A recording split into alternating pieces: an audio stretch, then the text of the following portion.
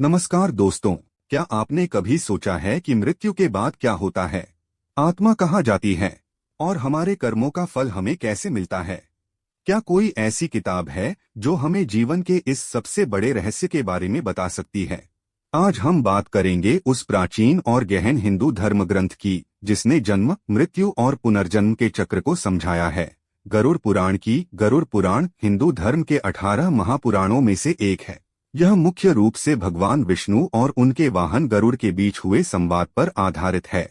इस पुराण का एक बड़ा हिस्सा मृत्यु के बाद की यात्रा, आत्मा की गति, विभिन्न लोकों और कर्मों के फल पर केंद्रित है।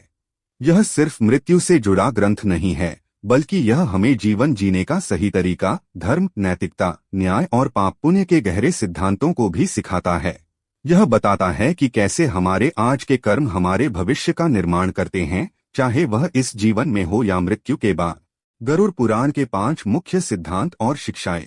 गरुड़ पुराण हमें जीवन और मृत्यु के बारे में कई महत्वपूर्ण शिक्षाएं देता है। 1. मृत्यु के बाद की यात्रा, आत्मा का प्रस्थान। पुराण बताता है कि मृत्यु के बाद आत्मा शरीर से निकलकर यमलोक की ओर कैसे जाती है। यमराज के दूत आत्मा को कैसे ले जाते हैं और आत्मा विभिन्न चरणों से कैसे गुजरती है। प्रेत योनि, कुछ कर्मों के कारण आत्मा कैसे प्रेत योनि में भटकती है और उन्हें मुक्ति के लिए किन कर्मों की जरूरत होती है। 2. कर्मों का फल, न्याय का सिद्धांत। गरुड़ पुराण कर्म के सिद्धांत पर बहुत जोर देता है।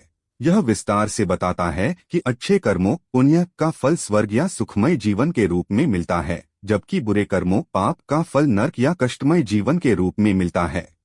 विभिन्न नरक, यह विभिन्न प्रकार के नरकों जैसे तामिस्र, रौरव, महारौरव और उनमें दिए जाने वाले दंड का भी वर्णन करता है, जो हमें पाप कर्मों से दूर रहने की प्रेरणा देता है। 3. धर्म, नैतिकता और सदाचार। सही जीवन, गरुड़ पुराण केवल मृत्यु के बारे में नहीं है, बल्कि यह हमें एक धार्मिक और नैतिक जीवन जीने के लिए मार्गदर्शन भी देता है। इसमें दान, दया, सत्य बोलना, दूसरों की मदद करना, बड़ों का सम्मान करना जैसे मूल्यों पर जोर दिया गया है। कर्तव्य, यह व्यक्ति के विभिन्न कर्तव्यों जैसे पुत्र, पति, नागरिक के कर्तव्य का भी वर्णन करता है। 4. श्राद्ध और तर्पण का महत्व, पूर्वजों की शांति। यह पुराण बताता है कि कैसे मृत्यु के बाद किए जाने वाले श्राद्ध और तर्पण क्रियाएं दिवंगत आत्माओं को शांति और मुक्ति दिलाती हैं। यह उनके आगे के सफर को आसान बनाने में मदद करती हैं। पुनर्जन्म, यह पुनर्जन्म के चक्र को भी समझाता है और बताता है कि कैसे कर्मों के आधार पर आत्मा विभिन्न योनियों में जन्म लेती है। 5. भगवान विष्णु की महिमा, मोक्ष का मार्ग। अंततः गरुड़ पुराण भगवान विष्णु की भक्ति और महिमा का बखान करता है।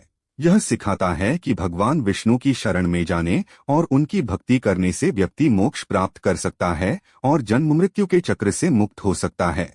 निष्कर्ष, जीवन जियो, कर्म अच्छे करो। गरुड़ पुराण हमें मृत्यु से डराता नहीं है, बल्कि यह हमें सही जीवन जीने की प्रेरणा देता है। यह हमें सिखाता है कि हमारे कर्म ही हमारे भाग्य का निर्माण करते हैं। अगर हम अच्छे कर्म करेंगे तो हमारा जीवन और मृत्यु के बाद का सफर भी अच्छा होगा।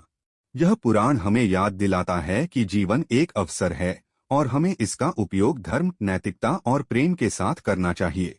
यह हमें मृत्यु के भय से मुक्त करके जीवन को सार्थकता के साथ जीने की कला सिखाता है। दोस्तों, गरुड़ पुराण की कौन सी शिक्षा आपको सबसे ज्यादा प्रभावित करती है?